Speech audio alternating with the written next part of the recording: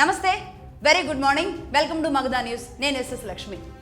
NEET exam భుజాల మీద తుపాకీ పెట్టి ఈ దేశాన్ని కాల్చాలనుకుంటున్నది ఎవరు? ఢిల్లీ ఆందోళనకి మద్దతిస్తున్న వారికి, మద్దతు ఇవ్వని వారికి కూడా తెలియాల్సిన విషయాలు ఏంటి? ఈ ఆందోళనల దగ్గర మహిళల ఇన్నర్ వేరుని, శానిటరీ ప్యాడ్స్ ని కూడా ప్రదర్శిస్తున్న వారి పైత్యం దేనికి? పోలీసుల ముసుగులో బీజేపీ నాయకులే రాహుల్ గాంధీ, ప్రియాంకని ఎత్తుకుపోయారు అంటున్నా మరి సీతక్క గారికి ఏం సమాధానం చెప్పాలి? ఇవాళ తెలంగాణ బంద్కు పిలుపునిచ్చిన తెలంగాణ ముఖ్యమంత్రి రేవంత్ రెడ్డి గారికి గతం మర్చిపోయారా? గతం గుర్తు చేయాలా? ఎన్ని యూనివర్సిటీలు ఈ స్వతంత్ర భారతదేశంలో, ఎన్ని యూనివర్సిటీల్లో ఎన్ని పేపర్ లీకులు జరిగాయి? ఎంతమంది కేంద్ర మంత్రులు, ఎంతమంది రాష్ట్ర విద్యాశాఖ మంత్రులు రాజీనామాలు చేశారు? ఆ లెక్కలు, ఆ హిస్టరీ విప్పాలా? ఇప్పుడు చెబుతున్నాను, జాగ్రత్తగా వినండి. ఎందుకంటే నీట్ ఎగ్జామ్ విషయంలో మీరు మాట్లాడండి అని నెల రోజుల నుంచి మగధా న్యూస్కి కొంతమంది మెసేజ్లు చేస్తున్నారు. మీకు దమ్ముంటే మాట్లాడండి అని అడుగుతున్నారు. నేను వాళ్ళనే సవాల్ విసురుతున్నా. మీకు దమ్ముంటే ఇప్పుడు ఈ ఎపిసోడ్లో నేను చెప్పే నిజాలకి సమాధానం చెప్పండి అని. ప్రతి ఒక్కరూ తెలుసుకోవాలి భయంకరమైన నిజాలు. ఎందుకంటే మన కడుపు చించుకుంటే మన కాళ్ళ మీదే పడుతుంది. కాబట్టి ఈ విషయాలు, మన దేశంలో జరిగిన ఘాతుకాలు, ఈ క్రమాల్లో జరిగిన విషయాలు బయట పెట్టుకుంటే ఇక్కడ మన వాళ్ళని మనమే తప్పు పట్టినట్టు అవుతుంది. కాబట్టి మాట్లాడడం లేదు మగధా న్యూస్. నేను మాట్లాడితే తట్టుకునే ధైర్యం మీకుంటే కనుక ఈ ఎపిసోడ్ని చూడండి జాగ్రత్తగా. 3 రోజుల నుంచి చెబుతున్న విషయాలు, భయంకర నగ్న సత్యాలు, అదే ఢిల్లీలో జరుగుతున్న ప్రతి అక్రమాన్ని తీసుకొచ్చి మగధా న్యూస్ చెబుతోందిగా. ఇక ఇప్పుడు చెబుతాను అసలు నీట్ ఎగ్జామ్లో ఏం జరిగింది. భారతదేశం స్వాతంత్రం వచ్చిన తరువాత ఇప్పటి వరకు ఎన్నెన్ని ఎగ్జామ్స్ లీక్ అయ్యాయి, ఏ లీక్ అయిన ఎగ్జామ్కి ఎవరు బాధ్యత వహిస్తూ రాజీనామాలు చేస్తారో ఇప్పుడు చెబుతాను, జాగ్రత్తగా వినండి. నిజానికి ఇది ఒక సబ్జెక్టు, యూనివర్సిటీలకు సంబంధించిన సబ్జెక్టు, యూనివర్సిటీల్లో జరిగే మతలబులకు సంబంధించిన సబ్జెక్ట్ ఇది. ప్రొఫెసర్ల ముసుగులో పనిచేస్తున్న అనేక మందికి సంబంధించిన సబ్జెక్ట్ ఇప్పుడు నేను చెబుతున్నా, జాగ్రత్తగా వినండి. ఇందులో నెంబర్ 1, అసలు ఈ యూనివర్సిటీలన్నీ ఎవరి పరిధిలో ఉంటాయి? కొన్ని రాష్ట్ర ప్రభుత్వ పరిధిలో ఉంటాయి, కొన్ని కేంద్ర ప్రభుత్వ పరిధిలో ఉంటాయి. అయితే నేరుగా ఈ ప్రభుత్వాలే ఇందులో ఇన్వాల్వ్ అవుతాయా? అవ్వరు. ఇక్కడేమో వైస్ ఛాన్సలర్ లాంటి వాళ్ళు బాధ్యతలు నిర్వహిస్తూ ఉంటారు రాష్ట్ర ప్రభుత్వ పరిధిలో. అలాగే కేంద్ర ప్రభుత్వ పరిధికి వచ్చే వరకు ఇక్కడ పూర్తిగా భిన్నంగా ఉంటుంది. సరే, యూనివర్సిటీలో విధి విధానాలు ఒకటిగా ఉన్నా ఇది మొత్తం కూడా ఒక హెచ్ఆర్డి డిపార్ట్మెంట్ కింద ఉంటుంది. హెచ్ఆర్డి డిపార్ట్మెంట్ అంటే హ్యూమన్ రీసోర్సెస్ డెవలప్మెంట్. ఇది ఒక అటానమస్ బాడీ, అంటే ఒక స్వయం ప్రతిపత్తి కలిగిన సంస్థ అనమాట. ఒక హ్యూమన్ రైట్స్ కమిషన్ అని, ఈ విధంగా మనం దేనికి దానికి ఒక స్వయం ప్రతిపత్తి కలిగిన సంస్థలు ఏ విధంగా ఉంటాయో అవి అంటే కేంద్ర ప్రభుత్వ అండర్లోనే ఉంటాయి. కానీ వాటికంటే ఒక ఇండిపెండెన్సీ ఉంటుంది. ఈ హెచ్ఆర్డి కింద భారతదేశంలోని అనేక యూనివర్సిటీలు వాటి కింద ఉంటాయి. అంటే భారతదేశంలో ఉన్న వందలాది యూనివర్సిటీలన్నీ ఉంటాయి అన్నమాట. అదే విధంగా ఉంటుంది. ఎన్టీఏ, ఎన్సీఆర్టీ, ఎన్ఏసిటి, యూజీసీ, ఇలా అనేక గ్రూప్స్ ఉంటాయి. ఇంకా చాలా ఉంటాయి. యూజీసీ అంటే యూనివర్సిటీ గ్రాంట్ కమిషన్, ఎన్టీఏ అంటే నేషనల్ టెస్టింగ్ ఏజెన్సీ. ఈ ఏజెన్సీ కిందే నీట్ ఎగ్జామ్ అనేది నిర్వహణ అనేది జరుగుతుంది. ఎన్టీఏ కిందే నీట్ ఎగ్జామ్ జరుగుతుంది. అంటే ఎలా ఉందో ఒకసారి చూడండి. కేంద్ర ప్రభుత్వం, ఆ తర్వాత హెచ్ఆర్డి, ఆ తర్వాత ఎన్టీఏ కింద నీట్ ఎగ్జామ్ నిర్వహణ జరిగిందనమాట. ఈ ఎన్టీఏకి డైరెక్టర్ జనరల్ గా సుబోధ్ కుమార్ సింగ్ ఉన్నారు. ఆయన 2024లో ఆయన అపాయింట్ అవ్వడం జరిగింది. సరే, అప్పటి నుంచి ఆయన బాధ్యతల్లో ఉన్నారు. అసలు లీకేజ్ ఎక్కడ జరిగిందో తెలుసుకుందాం. ఇప్పుడు యూనివర్సిటీల నిర్వహణ ఎలా ఉంటుంది ఏంటో చూసాం కదా. ఎగ్జామ్ నిర్వహించేది మొత్తం కూడా ఆ డైరెక్టర్ జనరల్ ఆధీనంలోనే ఉంటుంది. ఆ ఎన్టీఏ కింద మాత్రమే ఉంటుందన్నమాట. ఈ ఎన్టీఏ నీట్ ఎగ్జామ్ పరీక్ష నిర్వహణని ఎలా తీసుకుంటుంది? కేవలం ఒక ఎన్టీఏ నీట్ ఎగ్జామ్ను మాత్రమే కాదు, ఏ ఎగ్జామ్ అయినా సరే కొన్ని పారామీటర్స్ ఉంటాయి. ఆ పారామీటర్స్ పరిధిలో తీసుకుంటారు. అంటే ఒక గ్రూప్ ఆఫ్ ప్రొఫెసర్స్, టీచర్స్ కలిసి క్వశ్చన్ పేపర్ తయారు చేశారు అని అనుకుంటారు. కానీ నిజానికి నేను చెబుతున్నాను, అనేక రకాల కొంతమంది దగ్గర నుంచి క్వశ్చన్ పేపర్స్ తీసుకుంటారు. మేధావులుగా, ప్రొఫెసర్స్గా సీనియారిటీని వీటన్నింటినీ కూడా బేరీజ్ వేసుకున్న తర్వాత తీసుకుంటారు. అందులో భాగంగా ప్రొఫెసర్ పివి కులకర్ణి, బీహార్ పాట్నాకి సంబంధించిన ఒక వ్యక్తి నుంచి కూడా నీట్ ఎగ్జామ్కి సంబంధించి రాయాల్సిన పేపర్కి సంబంధించి ఆయన ఈ కెమిస్ట్రీ పేపర్ ఏదైతే ఉంటుందో అది ఆయన తయారు చేసి పంపించారు. ఆ విధంగా దాదాపుగా ఒక 10 పేపర్లు తీసుకున్నారనుకోండి. 10 పేపర్లలో వాళ్ళు మొత్తం స్కాన్ చేసుకున్న తర్వాత ఈ 10లో ఏదో ఒక పేపర్ ఇవ్వచ్చు. ఈ 10లో ఏ పేపర్ ఇస్తారో ఆ పేపర్ ఈ 10 మందికి కూడా తెలియదు. కులకర్ణి అనే అతడు ఏం చేశాడు అంటే, అతడి పేరు రాబోతున్నట్టుగా అక్కడ పై నుంచి ఈ ఎన్టీఏలో ఉన్న వాళ్ళ దగ్గర నుంచి అతడు తెలుసుకున్నాడు. ఇతనికి తెలిసింది నీ పేపరే వస్తుంది అని పైన వాళ్ళు ఎవరో చెప్పారు. చెప్పగానే ఇతడు ఏం చేశాడు, ఇక నా పేపరే వస్తుందని కొంతమంది ఏజెంట్లను తయారు చేసుకున్నాడు.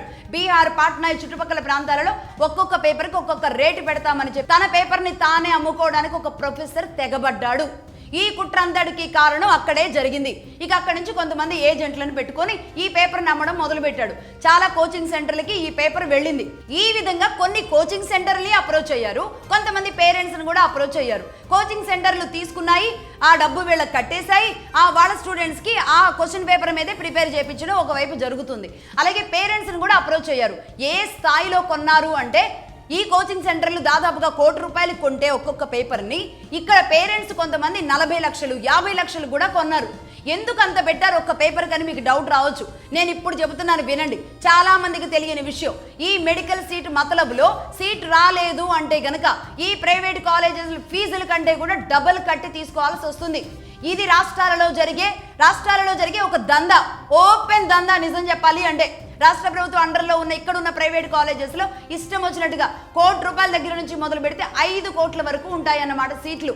ఒకవేళ బ్లాక్లో కొనాలి అంటే మెడికల్ సీట్ల ఖర్చు 5 కోట్లు ఉంటుంది. మరి 40-50 లక్షల క్వశ్చన్ పేపర్ వచ్చేస్తే వాళ్ళ పిల్లాడ తీసుకొని చదువుకుంటే ర్యాంకుతో ఉచిత సీట్ వస్తుంది అనే ఆశపడిన తల్లిదండ్రులు తమ పిల్లల్ని అలాంటి పిల్లల్ని తయారు చేసిన తల్లిదండ్రులు ఎవరైతే ఉన్నారో ఆ విధంగా కొన్నారన్నమాట. ఇంత డబ్బు పెట్టి కొన్నారన్నమాట. ఈ విధంగా జరిగింది. అందులో ఒక చోట ఏం జరిగింది అంటే అస్సలు మిస్టేక్ ఎక్కడ జరిగిందో జాగ్రత్తగా వినండి. అంటే తప్పు చేసేవాళ్ళు సరిగ్గా తప్పు చేయకపోతే ఎలా దొరికిపోతారో చెప్పడానికి ఇది ఒక ఎగ్జాంపుల్. ఇక్కడ ఏం జరిగింది అంటే ఇందులో సుధీర్ ఝా అనేవాడు ఒకడు ఉన్నాడు. ఈ ఏజెంట్లో ఈ కులకర్ణి కింద పనిచేస్తున్న ఒక 4-5 ఏజెంట్లను పెట్టుకున్నాడు కదా. అందులో సుధీర్ ఝా అన్నవాడు ఏం చేశాడు అంటే ఒక పేరెంట్ దగ్గర ఓవర్ బేరాలు ఆడడం మొదలు పెట్టాడు. అతడు పేరెంట్ అలాగే బేరం ఆడుతున్నాడు, ఇతడు అలాగే బేరం ఆడుతున్న క్రమంలో 3 లక్షలు అడ్వాన్స్గా ఇచ్చేశాడు పేరెంట్. మిగతా డబ్బులు ఇంకా ఇవ్వట్లేదు. అయితే నా డబ్బులు 3 లక్షలన్నా వెనక్కి ఇవ్వు, నాకు క్వశ్చన్ పేపర్ అన్నా ఇవ్వ అంటున్నాడు. అతడు 3 లక్షలు ఇవ్వలేదు, క్వశ్చన్ పేపర్ ఇవ్వలేదు. సరిగ్గా మే 3న ఈ ఎగ్జామ్ అయిపోయింది. అయిపోగానే బయటకు వచ్చిన విద్యార్థుల్లో ఈ పేపర్ ద్వారా రాసాము అని చెప్పి చాలా జోష్గా ఖుషీగా ఉన్న విద్యార్థులు ఏం చేశారు, ఈ పేరెంట్ ఎవరైతే ఉన్నారో ఆయన దాకా చేరేలాగా చేరింది. ఇక దాంతో ఆయనకు ఒళ్ళు మండింది. నా 3 లక్షలు ఇవ్వలేదు, నాకు నా పిల్లాడు రాసుకోవడానికి పరీక్షా పేపర్ కూడా ఇవ్వలేదు, కాబట్టి వీడిని ఇరికించాలి అనుకొని ఈ సుధీర్ ఝా అనేవాడి మీద పాట్నా పోలీస్ స్టేషన్లో అతడు కంప్లైంట్ ఇవ్వడం జరిగింది.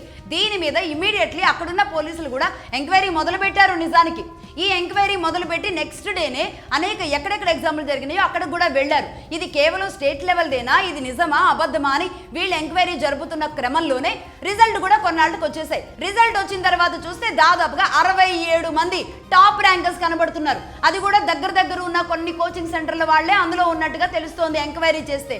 ఆల్రెడీ వీళ్ళు ఎంక్వైరీలో ఉన్నారు కాబట్టి త్వరగా ఛేదించడం ఈజీ అయిపోయింది. వెంటనే ధర్మేంద్ర ప్రధానికి తెలియగానే ఆయన ఇన్వాల్వ్ అయ్యారు. ఏం జరిగింది అని మొత్తం స్టేట్ పోలీసులను వివరాలు అడిగి తెలుసుకున్నారు. వెంటనే ఎగ్జామ్ రద్దు చేస్తున్నట్టుగా ఎన్టీఏ నుంచి అనౌన్స్ చేయించడం జరిగింది. ఇందులో మతలబు జరిగింది, రద్దు చేస్తున్నాం, మళ్ళీ ఎగ్జామ్ నిర్వహిస్తాము అని ఒక అనౌన్స్మెంట్ ఇచ్చారు.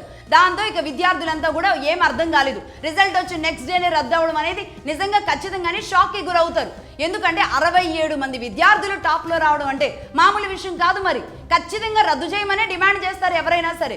సో ఈ విధంగా జరిగిన తర్వాత వెంటనే ధర్మేంద్ర ప్రధాన్ ఏం చేశారు, ఆ తర్వాత కొద్ది రోజులకి మళ్ళీ డేట్ అనౌన్స్ చేయడానికి సమాయత్తం చేసుకున్నారు. నెక్స్ట్ ఎగ్జామ్ కూడా నిర్వహిస్తామన్నారు. జూన్ 21న మళ్ళీ ఎగ్జామ్ పెట్టారు. మొన్న జూలై 19న రిజల్ట్ కూడా వచ్చింది. అంటే ఇంత త్వరగా ఒక యాక్షన్ జరిగింది. సిబిఐకి అటాచ్ చేయడం, మళ్ళీ ఎగ్జామ్ నిర్వహణ, ఆ పనులన్నీ కూడా ఇంకొక వైపు చూసుకోవడం, అలాగే ఈ కులకర్ణి, ఈ పివి కులకర్ణి పేపర్ ఇచ్చిన ప్రొఫెసర్ ఉన్నాడు కదా, అతన్ని అరెస్ట్ చేయడం, ఆ సుధీర్ ఝా అనేవాడిని అరెస్ట్ చేయడం, అదేవిధంగా ఈ ఎన్టీఏ డైరెక్టర్ జనరల్ ఎవరైతే ఉన్నారో సువేందు కుమార్ సింగ్ ఉన్నారు కదా, ఆయన్ని కూడా సస్పెండ్ చేయడం, అన్నీ కూడా చకచక కేంద్ర ప్రభుత్వం నుంచి ధర్మేంద్ర ప్రధాన్ ఆధ్వర్యంలో ఇంకా ఆయన ఇప్పుడు హెచ్ఆర్డీతో సమన్వయం చేసుకుంటూ ఆయన మాట్లాడుకుంటూ ఈ పనులన్నీ చేసుకుంటూ ఉన్నారు. ఇది జరిగింది. అయితే ఇక్కడ ఒక విషయం మనందరికీ తెలియాలి. ఇక్కడ ఇది తెలిసిన తరువాత విద్యార్థులు దేశవ్యాప్తంగా మరణాలు జరిగాయి, అది కదా ఇప్పుడు మాట్లాడుతున్నారు వీళ్ళందరూ.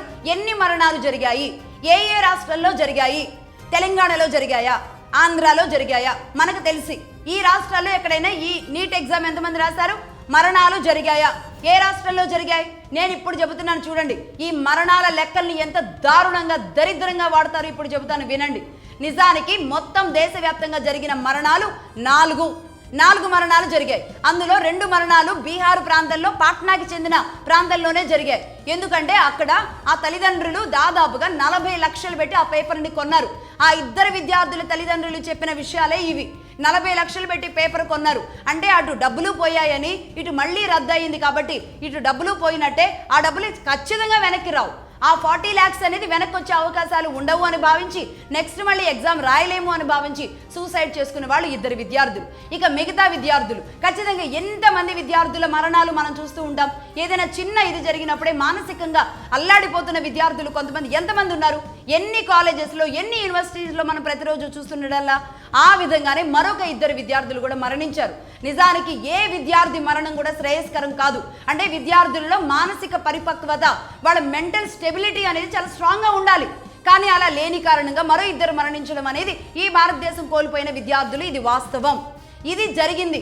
కానీ దీనిని ఏం లెక్కలు చెబుతున్నారు, ఒకసారి 15 అన్నారు, ఒకసారి 17 అన్నారు, ఒకసారి 20 అన్నారు, ఇప్పుడు 22 మంది మరణాలు అంటున్నారు. ఇష్టం వచ్చినట్టుగా ఆ సంఖ్యను పెంచుకుంటూ వెళుతున్నారు. మరి ఎవరు వాళ్ళు, ఎవరెవరు మరణించారు, ఆ లెక్కలు, వాళ్ళు రాసిన ఎగ్జాము, ఏ స్టేటు, ఇప్పటి వరకు ఏమైనా లెక్కలు బయటకు వచ్చాయా? రాలేదు. ఇది అసలు ఏం జరిగింది, డిపార్ట్మెంట్ ఏంటి, ఇక్కడ లీక్ అవడానికి గల కారణాలు ఏంటో ప్రతి ఒక్కరికి తెలియాలి కాబట్టి ఇది చెప్పా. ఇదంతా నెంబర్ 1. ఇక నెంబర్ 2, నేషనల్ ఎగ్జామ్స్ కానీ లేకపోతే స్టేట్ ఎగ్జామ్స్ కానీ ఈ పేపర్లు లీక్ అయ్యాయి అంటే కనుక ప్రభుత్వాన్ని డిమాండ్ చేయడానికి సంఘాల రూపాల్లోనూ లేదంటే స్టూడెంట్స్ లీడర్స్ ఏం డిమాండ్స్ పెడతారు ప్రధానంగా చెప్పండి. ఫస్ట్ డిమాండ్ చెప్పండి.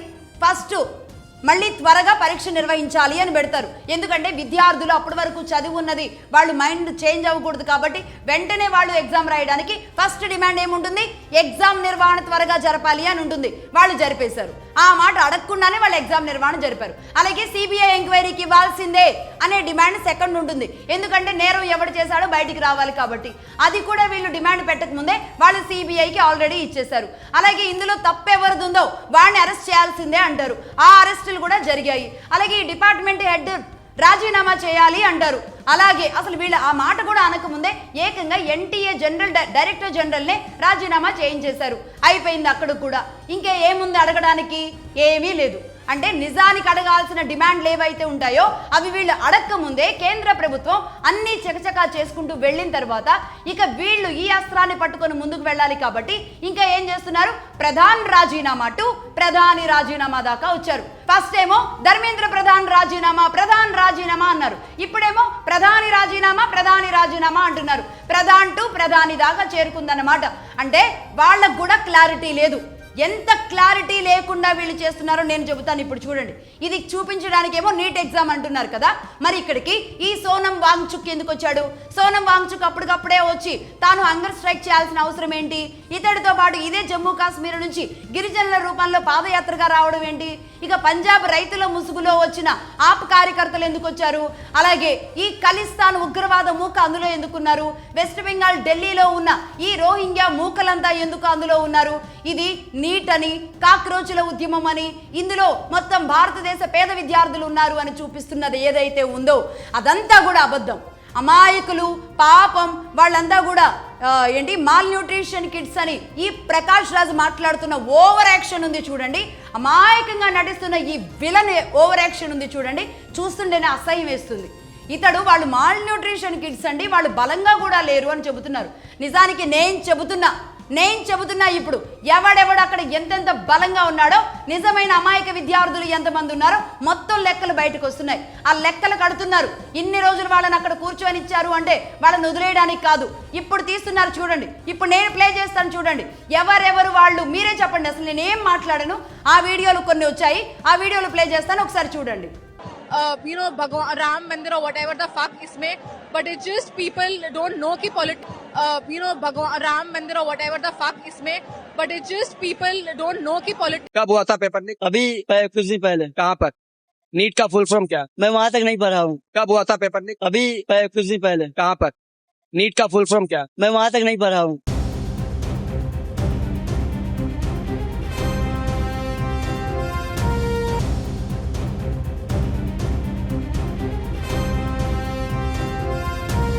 इस लौड़े के नीचे से निकल जाओ भोसड़ी के, और जो वो घुसा हुआ है मेलोडी की चूत के अंदर निकल जाओ, उसके बाहर से बहन के लौड़े जाओ, इस लौड़े के नीचे से निकल जाओ भोसड़ी के, और जो वो घुसा हुआ है मेलोडी की चूत के अंदर निकल जाओ, उसके बाहर से बहन के लौड़े। कि भैया हमारे पैड में भी अब तो ऐसी लीक लॉक टेक्नोलॉजी आ गई है, तो थोड़ा आप भी सिस्टम पर ध्यान दे और आप भी चीजों का रुकी। भैया हमारे पैड में भी अब तो ऐसी लीक लॉक टेक्नोलॉजी आ गई है, तो थोड़ा आप भी सिस्टम पर ध्यान दे और आप भी चीजों का रुको। मोदी मादर चौथ गांडू ढीलाला जिसकी माँ की चौथ, मोदी मादर चौथ गांडू ढीलाला जिसकी माँ की चौथ। ఛీ, నిజంగా అసహ్యం ఎట్లా ఆ మాటలు వింటుంటే. వాళ్ళంతా వాళ్ళు మాట్లాడేదాన్ని పచ్చి బూతులు, దరిద్రమైన బూతులు. ఆడపిల్లల వాళ్ళు శాంతియుతంగా ఆందోళన చేస్తున్నారా? శాంతియుతంగా ధర్నాలు చేస్తున్నారా? వాళ్ళలో ఎవరైనా నీట్ ఎగ్జామ్ రాసే మొఖాల్లాగా ఉన్నారా? వాళ్ళ మొఖాలు, వాళ్ళ అవతారాలు, వాళ్ళ డ్రెస్సులు అవి చూస్తుంటే అర్థం కావట్లా. వాళ్ళు శాంతియుతంగా చేసినట్టున్నారా? మొదట అమ్మాయి ఏం మాట్లాడుతుంది, ఏం బూతు మాట్లాడుతుంది? రామ మందిరాన్ని ఏమంటుంది? పచ్చి బూతు మాట్లాడుతుంది, పచ్చి బూతు మాట్లాడుతుంది. వీళ్ళు చదువుకున్న విద్యార్థులా? వీళ్ళు జెన్జీ అని చెప్పి ఈ జనరేషన్ ని ఇంత పెద్ద ముద్ర, దరిద్రమైన ముద్ర ఈ జెన్జీ మీద వేస్తున్నారు. నిజమైన జెన్జీ విద్యార్థులంతా కూడా ఇప్పుడు తిరగబడాలి వాళ్ళు మాట్లాడే బూతులు వింటుంటే. ఆ అమ్మాయి అలా మాట్లాడుతుంది. ఇంకో అమ్మాయి ఏం చూపిస్తుంది? మోడీ గారి ఛాతీ 52 ఇంచులు 62 ఇంచులు అన్నారు కదా, మరి ఇప్పుడు మా మహిళల ఇన్నర్ వేర్ వేసుకోండి అని చూపిస్తోంది ఆ అమ్మాయి, ఆ ఆడపిల్ల. ఇంకొక అమ్మాయి ఏం చూపిస్తోంది చూడండి. ఆ అమ్మాయి డ్రెస్సులు చూడండి. ఆ అమ్మాయి ఏం బూతులు మాట్లాడుతుందో వినండి. ఆ అమ్మాయి ఏం మాట్లాడుతుంది? ఆ అమ్మాయి మెన్స్ట్రువల్ సైకిల్ ప్యాడ్ ఎన్నిసార్లు లీక్ అయిందో, మోడీ గవర్నమెంట్ లో పేపర్స్ అన్నిసార్లు లీక్ అయ్యాయి అని ఏ విధంగా పోలుస్తుంది. అసలు స్త్రీతనం ఉందా, ఆడతనం ఉందా? వీళ్ళు ఆడవాళ్ళ? ఈ చివరగా మాట్లాడింది చూడండి. ఈమె నీట్ ఎగ్జామ్ రాయడానికి వచ్చిందా? ఈమె ఎవరీమా? బంగ్లాదేశ్ రోహింగ్యా ముస్లిం ఆమ. చాలా స్పష్టంగా తెలుస్తోంది. బంగ్లాదేశ్ రోహింగ్యా అక్కడికి వచ్చి నీటి విద్యార్థుల తరపున మరి మోదీని తిట్టాల్సినంత అవసరం ఆమెకేమికొచ్చింది? ఆమె ఏం తిడుతుంది? మోదీ గారిని అమ్మా బూతులు తిడుతుంది. ఈ విధంగా ఇలాంటివి కొల్లలు. సరిగ్గా మరికొద్ది రోజుల్లో, అంటే 15-20 రోజుల్లో ఆగస్టు 15 భారతదేశ స్వాతంత్ర దినోత్సవం వస్తోంది. అక్కడ సిబ్బంది అక్కడ ఏర్పాట్లు చేసుకోవాలి స్వాతంత్ర దినోత్సవానికి. ఇంకొక వైపు పార్లమెంట్ సెషన్స్ జరుగుతున్నాయి. అయినా సరే మరి పార్లమెంట్ దగ్గరికి దాడికి రండి అని చెబుతారా? వీరికి ధర్నా చౌక్ రాష్ట్రంలో ఎలా ఉంటుందో అక్కడ కూడా జంతర్ మంతర్ అనే ప్రాంతం ఉంటుంది. అక్కడే ఉండి చేయాలి. కానీ అది దాటారు అంటే ఖచ్చితంగా కాళ్ళు ఎరగొడతారు. అది తెలంగాణలో అయినా, ఆంధ్రాలో అయినా, ఢిల్లీలో అయినా ఖచ్చితంగా కాళ్ళు ఎరగొడతారు. అందుకే అక్కడ దాకా వెళ్ళిన వాళ్ళనే. కాబట్టి ఏం చేద్దామని అంటే పార్లమెంట్లోకి వచ్చి అక్కడ పార్లమెంట్ సమావేశాలు జరుగుతుంటే లోపలికి వచ్చి ఎంపీలను ఏం చేద్దామని, ఎంపీల మీద ఏదైనా దాడి జరిగితే ఎవడు బాధ్యుడు? మరి వీళ్ళని కొట్టకుండా ఏం చేయాలి? వీళ్ళందరినీ అక్కడ కూర్చోబెట్టి ఏం చేద్దామని. మొన్నే మహారాష్ట్రలో ఒకడు 50,000 మందిని చంపడానికి ఆ ఎలుకల మందు తీసుకొచ్చి టాబ్లెట్లు అందరికీ ప్రసాదం పంచిపెట్టాడు. ఇంత దుర్మార్గాలు ఇంకొక వైపు జరుగుతుంటే వీళ్ళెళ్ళి అక్కడ ఆందోళన చేస్తాము అంటున్నారు అంటే, ఇతర దేశాల వాళ్ళని తీసుకొచ్చి అక్కడ పెడుతున్నారు అంటే ఎంత దుర్మార్గం. ఆఖరికి ఈ పన్ను సింగ్ అనేవాడు ఖలిస్తాన్ వేర్పాటు ఉద్యమంలో ఈ పన్ను సింగ్ అనేవాడు ఉంటాడు. వాడు ఏం మాట్లాడాడో వీలైతే నేను ఆ విజువల్ ప్లే చేస్తాను. అది ట్విట్టర్లో ఉంది. వాడేం చెబుతున్నాడు? ఎస్, ఈ ఆందోళన మేమే చేపిస్తున్నాం, ఖలిస్తాన్ వేర్పాటు వాదం వెనక ఉంది, మేమే దీనికి ఫండింగ్ ఇస్తున్నాం, మేమే డబ్బులు పంపించాం, అవసరమైతే ఇంకా పంపు చేస్తామని వాడు నిన్నే స్టేట్మెంట్ ఇచ్చాడు. మగధా న్యూస్ మనం నిన్న పొద్దున్నే చెప్పాం కదా, పొద్దున్నే ఖలిస్తాన్ వేర్పాటు వాదులు ఇందులో ఉన్నారు అని మగధా న్యూస్ చెప్పిందా లేదా? దానికి సంబంధించి ఖలిస్తాన్ ఉద్యమంలో ఉన్న కీలకమైన వ్యక్తి పన్ను సింగ్ అనేవాడు ఇప్పుడు వచ్చి చెబుతున్నాడు ఎస్ మేమే నడిపిస్తున్నామని. అంటే అన్ని వైపుల నుంచి ఒక బంగ్లాదేశ్ లాగా, శ్రీలంక లాగా మొత్తాన్ని ఈ దేశాన్ని సర్వనాశనం చేయడానికి, ప్రధాని నివాసం పార్లమెంటు ఢిల్లీని అట్టుడికించడానికి అతి పెద్ద కుట్ర జరుగుతోంది. వీళ్లతోనే ఆగదు. ఇప్పటికీ ఆ రోడ్లని చూడండి ఎలా ఉన్నారు. మొత్తం నిజంగానే కాక్రోచుల్లాగా మొత్తం పట్టేస్తున్నారు. ఈ కాక్రోచులు ఖచ్చితంగా హిట్ కొట్టాలి. ఒక్కొక్క కాక్రోచుని చితక్ కొట్టాలి.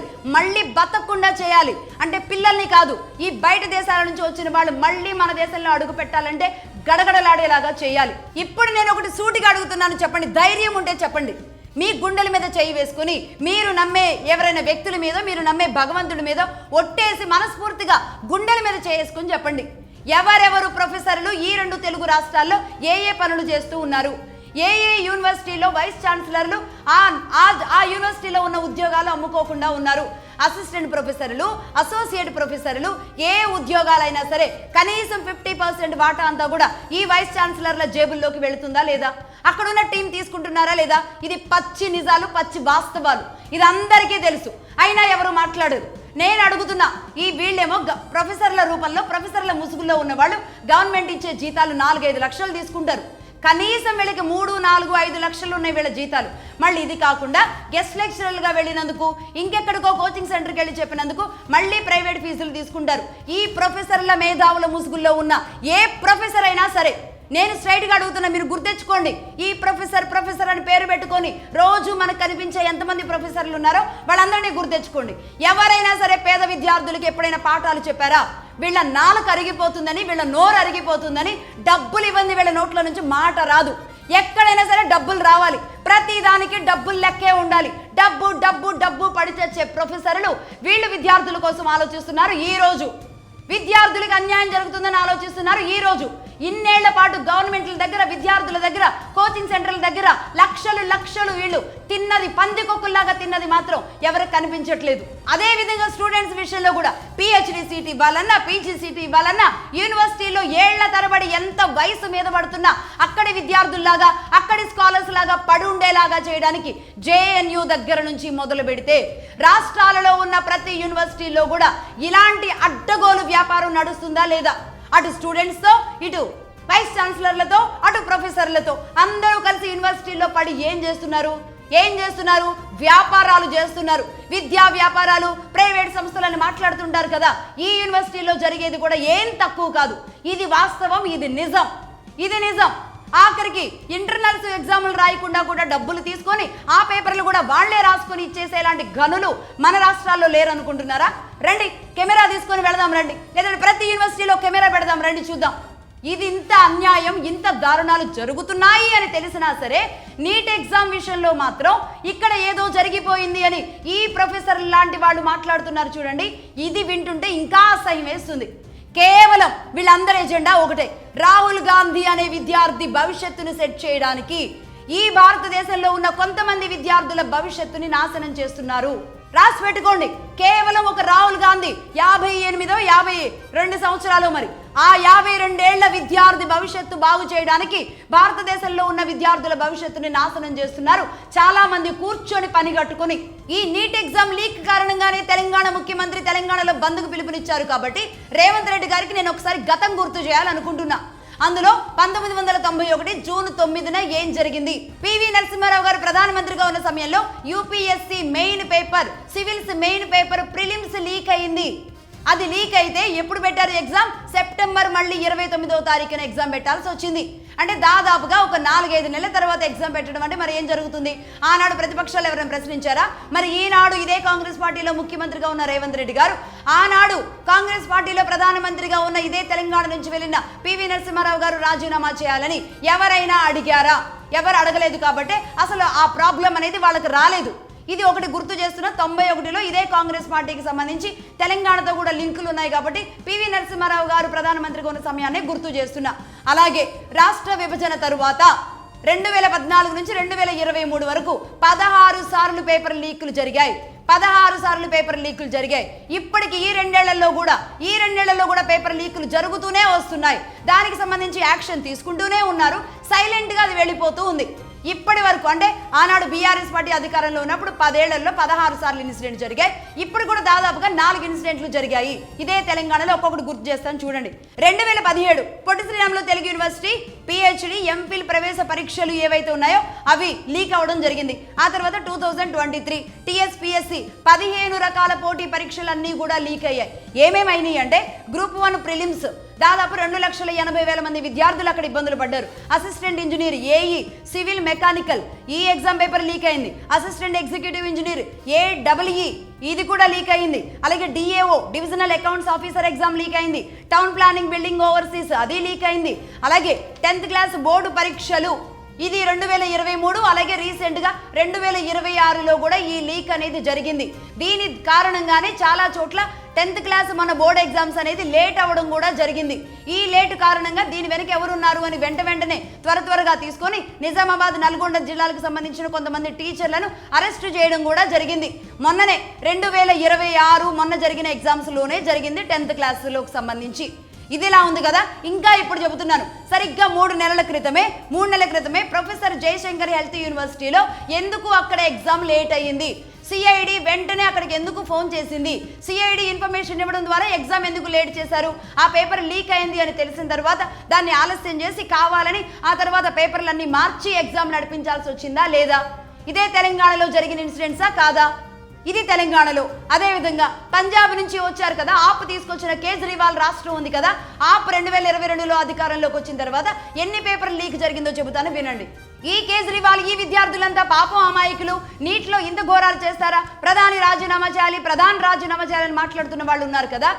ఆప్ అధికారంలో ఉన్న రాష్ట్రంలో ఎన్ని లీకులు జరిగాయో నేను ఇప్పుడు చెబుతున్నాను చూడండి. ప్రధాన పరీక్షలే ఆప్ అధికారంలోకి వచ్చిన తర్వాత ప్రధాన పరీక్షలే 6 పేపర్ల లీకులు జరిగాయి. అందులో 2021 పంజాబ్ పోలీస్ ఇన్స్పెక్టర్, ఆ తర్వాత 2022 నాయిబ్ తహసీల్దార్ రిక్రూట్మెంట్ లీకులు జరిగాయి. 2023 క్లాస్ 12th ఇంగ్లీష్ బోర్డు పరీక్ష ఏదైతే ఉంటుందో అది కూడా లీక్ అయితే మళ్ళీ నిర్వహించుకుంటూ వెళ్లారు. ఇక ఆ తర్వాత Punjab state teacher eligibility test PSTET 2023 exam కూడా లీక్ అయ్యింది. ఇక 2025 పంజాబ్ గ్రూప్ బి, ఇది చాలా చాలా చాలా పెద్ద దుమారం కూడా లేసింది అక్కడ. దీంతో ప్రస్తుతానికి దాన్ని విజిలెన్స్ కి దాని విచారణకి ఇచ్చారు. ఆ ఎంక్వైరీ అనేది ఇంకా సాగుతూనే ఉంది, ఇది ఇంకే కొలిక్కి రాలేదు. ఆ పేపర్ లీక్ అయింది పంజాబ్ గ్రూప్ బి విషయంలో. అలాగే 2026 జూలై 19th, ఎప్పుడు జూలై 19th సరిగ్గా ఈ కాక్రోచులన్నీ అక్కడికి వెళ్ళడానికి సమాయత్తం చేసుకుంటున్నాయి కదా. నీట్ ఎగ్జామ్ అంతా అయిపోయి మొన్ననే 2026 జూలై 19ను కూడా pharmacy officer recruitment paper leak జరిగింది ఇదే పంజాబ్లో. ఈ పంజాబ్లోనే సరిగ్గా ఈ ఆందోళన జరగడానికి ఒక్క రోజు ముందు కూడా ఈ పంజాబ్లో పేపర్ లీక్ జరిగితే తమకు పేపర్ లీకులు అంటే ఏంటో తెలియదు, తాము ఉత్తములు అని మాట్లాడుతున్నారు చూడండి. ఇంతకంటే దౌర్భాగ్యం, ఇంతకంటే నీచు ఉండదు. అంటే తాము పత్తిత్తుల్లాగా చెప్పుకుంటూ అసలు మాకు ఇలాంటివన్నీ తెలియదు అని మాట్లాడుతున్న వీళ్ళకి కావాలంటే మీరు ఇప్పటి వరకు నేను చదివిన ఏదైతే ఉన్నాయో అది గూగుల్లోకి వెళ్ళి సర్చ్ చేసుకోండి. మీరు డేటు ఇయర్తో సహా నేను చెప్పాను, ఏ ఎగ్జామో కూడా చెప్పాను, పంజాబ్ కూడా చెబుతున్నాను, అక్కడికి వెళ్ళి సర్చ్ చేసుకోండి. ఇది పంజాబ్. అలాగే వెస్ట్ బెంగాల్ గురించి మాట్లాడదాం. రోహింగ్యాలు వస్తున్నారు కదా, ఈ మమతా దీదీ ప్రస్తుతానికి ఢిల్లీలో దాచుకొని సోనియా గాంధీ పంచన చేరి ఇదే ఢిల్లీలో కూర్చొని అక్కడున్న రోహింగ్యాలను ఇక్కడుండి ఆపరేట్ చేస్తున్న మమతా బెనర్జీ గారి వెస్ట్ బెంగాల్లో ఎన్ని అకృత్యాలు జరిగాయి. అసలు ఏకంగా గవర్నమెంటే డైరెక్ట్గా కూర్చొని అమ్మకానికే పెట్టింది ప్రభుత్వ ఉద్యోగాలు. ఏ రకంగా పెట్టిందో చెప్తాను చూడండి. వెస్ట్ బెంగాల్లో జరిగిన మెయిన్ ప్రధాన పరీక్షలే, నేను ఇంకా సెకండరీ గ్రేడ్ ఎగ్జామ్ లీకుల గురించి చెప్పట్లేదు, ప్రధాన పరీక్షలే అన్నిటి కూడా. 2008లో West Bengal JEE engineering and medical entrance exam leak అయింది. 2022 DEI అలాగే ED ప్రైమరీ టీచర్ ట్రైనింగ్ సంబంధించిన ఎగ్జామ్ పేపర్ లీక్ అయింది. 2011 AIEEE engineering entrance exam leak అయింది. అలాగే UGC NET 2024 ఇది కూడా అసిస్టెంట్ ప్రొఫెసర్ అర్హత పరీక్ష ఉంటుంది, అది కూడా ఆ పేపర్ కూడా లీక్ అయింది, బయటకు వచ్చింది. ఇక 2010 నుంచి 2026 వరకు వెస్ట్ బెంగాల్ SSC ఉపాధ్యాయ రిక్రూట్మెంట్ స్కామ్ అనేది అతి పెద్ద స్కామ్ జరిగింది అక్కడ. ఇక ఎన్ని లెక్కలు బయటకు వచ్చాయంటే ఇక్కడ గవర్నమెంటే స్వయంగా కూర్చొని ఈ పేపర్లన్నీ అమ్ముకుంది, ఆ ఎగ్జామ్కి సంబంధించిన పేపర్లన్నీ అమ్ముకుంది. ఇక ఆ తర్వాత ఉద్యోగాలు కూడా ఆ విధంగానే అమ్ముకుంది. అందులో ED CBI రంగంలోకి దిగిన తర్వాత తేల్చిన లెక్కలే ఇవన్నీ. ప్రైమరీ స్కూల్ టీచర్ జాబ్కి సంబంధించి పేపర్ లీక్ అయితే ఆ పేపర్కి కాస్ట్ ఎంత అంటే 8 లక్షలు. హై స్కూల్ టీచర్ 9 నుంచి 12వ క్లాస్ వరకు చెప్పడానికి దానికి సంబంధించిన పేపర్ 10 లక్షలు. Non teaching staff group C group D క్లర్క్లు వీళ్ళందరికీ సంబంధించి 5 లక్షలు ఆ పేపర్ లీక్. OMR షీట్లో ఒకవేళ ఏమీ రాయకుండా ఖాళీ పేపర్నే ఇచ్చేస్తే కనుక నైట్ షిఫ్ట్లో డేటా ఎంట్రీ ఆపరేటర్స్ అక్కడ ఉన్న సిబ్బంది ఆ ఖాళీలన్నీ కూడా పూరించి వాళ్లే పేపర్లు రాసేసి మళ్ళీ అందులో పెట్టడానికి ఇచ్చే ఖర్చు దాదాపుగా ఒక 20 లక్షలు కనిపిస్తుంది. ఇక అలాగే డిజిటల్ మార్కులను కూడా ఆఖరికి గోల్మాల్ చేశారు. 0, 1, 2 మార్కులు వచ్చిన వాళ్ళకు కూడా 50, 55 మార్కులుగా దిద్దేసేసి ఈ విధంగా అసలు క్వాలిఫై కాని వాళ్ళందరికీ కూడా స్టాంప్ వేసి అపాయింట్మెంట్లు కూడా ఇచ్చేసిన ఘనత వెస్ట్ బెంగాల్కి దక్కుతుంది. అందులో భాగంగా ED CBI రంగంలోకి దిగితే ఇవన్నీ బయటకు వచ్చాయి. 2022లో ఎడ్యుకేషన్ మినిస్టర్ 50 కోట్ల రూపాయల నగదు తన ఇంట్లో పెట్టుకొని డైరెక్ట్గా రెడ్ హ్యాండెడ్గా దొరికాడు ఈ అమ్ముకోవడం ద్వారానే. 50,000 మంది ఉద్యోగాలను తీసేయడం కూడా జరిగింది. ఇందులో 50,000 మంది మొత్తం ఎడ్యుకేషన్ డిపార్ట్మెంట్లో ఉన్న అన్ని సెక్టార్స్లో ఉన్న వాళ్ళందరినీ ఈ అడ్డగోలుగా వచ్చిన వాళ్ళందరినీ తీసేస్తే 50,000 మందికి చేరింది లెక్క. ఇదే వెస్ట్ బెంగాల్లో ఇన్ని లీకులు. ఇక అలాగే సరే రాష్ట్రాలు కాబట్టి ఏదో కక్కుర్తిపడి ఏదో పనులు కానించేసుకున్నాయి అనుకోవచ్చు. మరి అలాగే నేషనల్ ఎగ్జామ్స్ మాత్రం పకడ్బందీగా కాంగ్రెస్ అధికారంలో ఉన్నన్నాళ్ళు నిర్వహించుకుంటూ వచ్చారు. 2014 వరకు అసలు ఏ పేపర్లు లీకు జరగలేదు.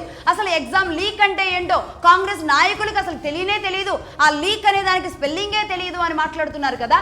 వాళ్ళకి నేను చెబుతాను, ఇప్పుడు చూడండి.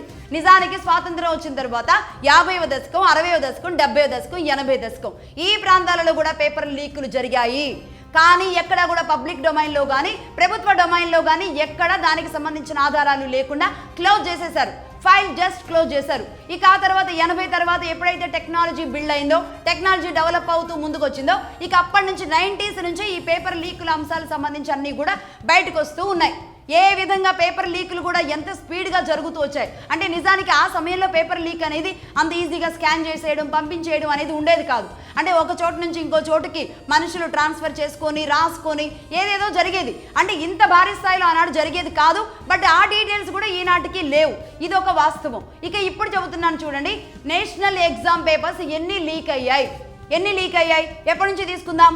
ఇదే 1991 నుంచి తీసుకుందాం. పివి నరసింహారావు గారి ఆధ్వర్యంలో UPSC main civils prelims paper leak జరిగింది 1991 జూన్ 9. ఇంతకుముందు చెప్పాను కదా ఇది. అలాగే ఐఐటి జేఈ 1997లో జరిగింది. చరిత్రలోనే ఇది మొట్టమొదటిసారి జరిగింది. యూపీ లక్నోలో జరిగింది ఈ పేపర్ లీక్. దీనివల్ల మొత్తం లక్షల మంది విద్యార్థులు మళ్ళీ పేపర్ రాయాల్సి వచ్చింది. ఇది 1997 ఐఐటి జేఈ. అలాగే number 2 cat 2003 common admission test. ఇది ఐఐఎంఎల్లో ప్రవేశాల కోసం నిర్వహించే క్యాట్ పరీక్ష పేపర్ 2003లో లీక్ అయితే సిబిఐ విచారణలో తేలింది ఏంటి అంటే కోచింగ్ సెంటర్ల నిర్వాహకం అని తేలిందన్నమాట.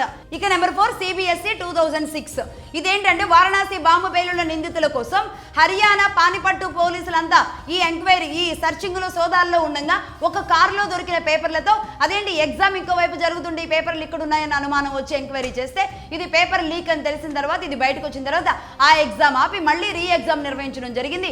సిబిఎస్ఈ 2006 పేపర్ అదన్నమాట. ఆ విధంగా కూడా దేశవ్యాప్తంగా విద్యార్థులంతా డైలమోలకు వెళ్ళిపోయిన పరిస్థితి, ఢిల్లీని కూడా గడగడలాడించిన సిచ్యువేషన్ అది. ఇక నెంబర్ 5 ఏఐఈఈఈ 2007లో ఈ విధంగానే లీక్ అయితే మళ్ళీ ఎగ్జామ్ నిర్వహించారు. ఆ తర్వాత 2011లో కూడా జరిగింది. 2011 మే 1న ఈ ఎగ్జామ్ నిర్వహించడం జరిగింది. భారతదేశ చరిత్రలోనే అత్యంత దౌర్భాగ్యమైన రోజుగా ఈ ప్రశ్నాపత్రాల లీక్ అనేది ఆ డేగా చెబుతారనమాట. ఎంత దారుణంగా జరిగింది అంటే ఆదివారం ఉదయం పరీక్ష ప్రారంభం అవుతూ ఉంది. అదే పరిస్థితుల్లో అక్కడ యూపీ లక్నోలో ఉన్న పరిసర ప్రాంతాల్లో ఏఐఈఈకి సంబంధించి ఒక్కొక్కరు 6 లక్షల రూపాయలకి పేపర్ అమ్ముతున్నట్టుగా తేలడం జరిగింది.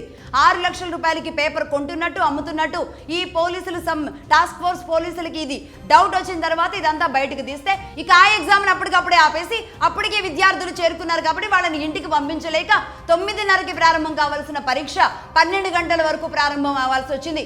12 గంటలకి ప్రారంభమయ్యి ఆ పరీక్ష అయిన తర్వాత దానికి లింక్ అయ్యి ఉండి ఇంకో పరీక్ష ఉంటుంది. అదే AFMC armed forces medical college AFMC అనే పరీక్ష ఉంటుంది. ఈ 2 పరీక్షలు అప్పట్లో ఒకదాని తర్వాత ఒకటి పెట్టేవాళ్ళు. దానికి అంటే ఇది రాసిన వాళ్ళు ఇది కూడా రాసేవాళ్ళు కొంతమంది. ఆ విద్యార్థులు కూడా లక్షల్లో ఉన్నారు ఆనాడు కూడా. ఇక దాంతో ఈ పరీక్ష 12 నుంచి 3 గంటల వరకు సమయం సరిపోవడంతో ఇక ఆ తర్వాత నెక్స్ట్ పరీక్ష 4 గంటలకు పెట్టి 7 గంటల్లో క్లోజ్ చేశారు. అంటే ఇప్పుడు భారతదేశ చరిత్రలో 7 గంటల వరకు నేషనల్ ఎగ్జామ్ ఏదైనా జరిగింది అంటే 2011 మే 1 ఆదివారం రోజు జరిగిన పరీక్షే. కావాలంటే గూగుల్ సెర్చ్ చేసుకోండి. ఈ పరీక్ష కారణంగా జరిగిన ఇబ్బందుల నేపథ్యంలోనే ఈ ఏఐఈఈ నుంచి దానిని జేఈఈగా మార్చుకొచ్చారన్నమాట. జేఈఈ అని. ఇక ఆ తర్వాతే ఏంటి ఇలా ఉంటే కష్టం అని చెప్పి ఆ తర్వాత మార్పులు చేర్పులు చేసుకుంటూ దానిని జేఈఈగా మార్చారు. ఇక నెంబర్ 6 వ్యాపం స్కామ్ 2008-2013. ఈ వ్యాపం స్కామ్ అనేది అతిపెద్ద స్కామ్ భారతదేశంలోనే ఇప్పటి వరకు ఏ ఎంట్రన్స్ ఎగ్జామ్లో కూడా జరగనంత పెద్ద కుంభకోణం ఈ వ్యాపం కుంభకోణం అని కూడా చెబుతూ ఉంటారు. 2000 నుంచి 2013 వరకు దాదాపుగా ఈ వ్యాపం డిపార్ట్మెంట్ కిందే ఉండేది. ఇందులో మెడికల్ ఎంట్రన్స్ పరీక్షలు, ఉద్యోగాలకు సంబంధించి అన్నీ కూడా ఇందులో జరిగేది. అంటే ఉద్యోగ నియామకాలకు సంబంధించి జరిగిన దాంట్లో అతిపెద్ద కుంభకోణంగా దీనిని చెబుతారు. ఇందులో 2008 నుంచి 13 వరకు 5 ఏళ్ల పాటు విచ్చలవిడిగా వ్యాపం అధికారులు ఈ పేపర్లు లీకులు జరిపి చేసుకున్నారు. ఒకటి పేపర్ లీక్ జరపడం ద్వారా వచ్చే డబ్బు. రెండోది ఏంటి అంటే అసలు ఎగ్జామ్ కూడా వీళ్ళే రాసేవాళ్ళు వ్యాపం అధికారులే. అంటే ఈ ఓఎంఆర్ షీట్ ఉంటుంది కదా, అది ఖాళీగా విద్యార్థులు ఎగ్జామ్లో ఏమీ ఫిల్ చేయకుండా ఇచ్చేసి రావాలి. ఇక ఆ తర్వాత రాత్రికి రాత్రి ఈ వ్యాపం అధికారులతో కొంతమంది ప్రొఫెసర్లు, టీచర్లు కూర్చొని ఆ పేపర్లన్నీ నైట్కి నైటే ఉంటే ఫిల్ చేసేస్తారు. ఆ తర్వాత ఫిల్ చేసిన తర్వాత అందులో పెట్టేస్తారు. ఇక దాంతో వీళ్ళకి ఇబ్బడి ముబ్బడిగా మార్కులు వస్తాయి. అక్కడితో ఆగలేదు ఈ వ్యాపం కుంభకోణం. ఆ తర్వాత ఏం చేశారు అంటే మెరిట్ స్టూడెంట్స్ ఎవరైతే ఉంటారో వాళ్ళతో సీట్స్ అనేది బ్లాక్ చేపిస్తారు ముందుగా. ఆ తర్వాత వీళ్ళు బ్లాక్ చేసిన తర్వాత ఈ మెరిట్ స్టూడెంట్స్ కొంత డబ్బు ఇచ్చి ఆ తర్వాత ఇంకొంత డబ్బుతో బయటకు అమ్ముకుంటూ ఉంటారు. ఈ విధంగా వ్యాపం కుంభకోణం అనేది భారతదేశంలో అతి పెద్ద భారీ కుంభకోణం. ఇక అలాగే నెంబర్ 7 ఆర్ఆర్బి 2010.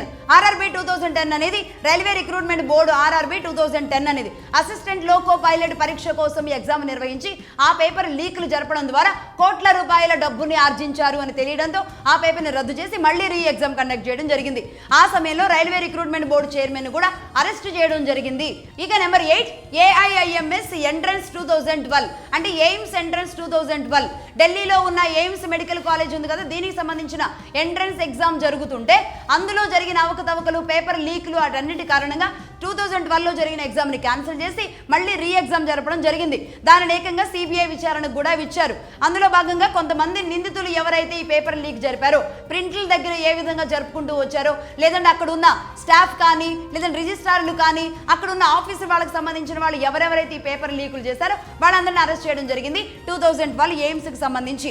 అలాగే number 9 CMS 2013 combined medical services CMS 2013 అంటారు. యూపీఎస్సీ పరిధిలోకి వచ్చే మెడికల్ సర్వీస్ పరీక్షల పేపర్ని స్వయంగా పోలీసులే పట్టుకోవడంతో ఆనాటి ఎగ్జామ్ను కూడా లేటుగా నిర్వహించడం జరిగింది.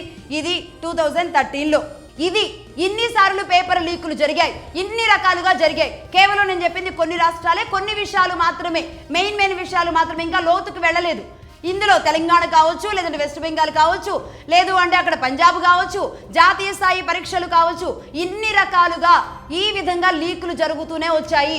ఇన్నేళ్ల పాటు లీకులు అనేది ఇబ్బడి ముబ్బడిగా వెళ్ళిపోతూ ఉన్నాయి ఈ విద్యా వ్యవస్థలో. ఇది జరుగుతున్న మాట వాస్తవం. అలాగే ఈ యూనివర్సిటీల పేర్లతో వైస్ ఛాన్సలర్లు కానీ ప్రొఫెసర్లు కానీ పిహెచ్డి స్కాలర్స్ అని చెప్పే విద్యార్థుల విషయంలో కూడా దందాలు జరుగుతున్న మాట వాస్తవం. ఇది పచ్చి నిజం, భయంకరమైన నిజం, అందరూ ఒప్పుకోవాల్సిన నిజం, అందరికీ తెలిసిన నిజం. కానీ దీన్ని ఎవరు మాట్లాడరు. మగధా న్యూస్ ఎందుకు నీట్ గురించి మాట్లాడదు అని పదే ఆ మధ్య అడిగిన వాళ్ళు ఉన్నారు కదా. మగధా న్యూస్ మాట్లాడితే ఇవి మాట్లాడుతుంది, పచ్చి నిజాలు మాట్లాడుతుంది. అందుకే విద్యా వ్యవస్థ ప్రక్షాళన జరగాలి అని చెబుతున్నాం. కేవలం ప్రైవేట్ రంగంలో జరుగుతున్నవే కాదు, ప్రభుత్వ రంగంలో కూడా అంతకంటే ఎక్కువగా జరుగుతున్నాయి. ఇలాంటి విషయాలు చూస్తే అయినా అర్థం కావాలి.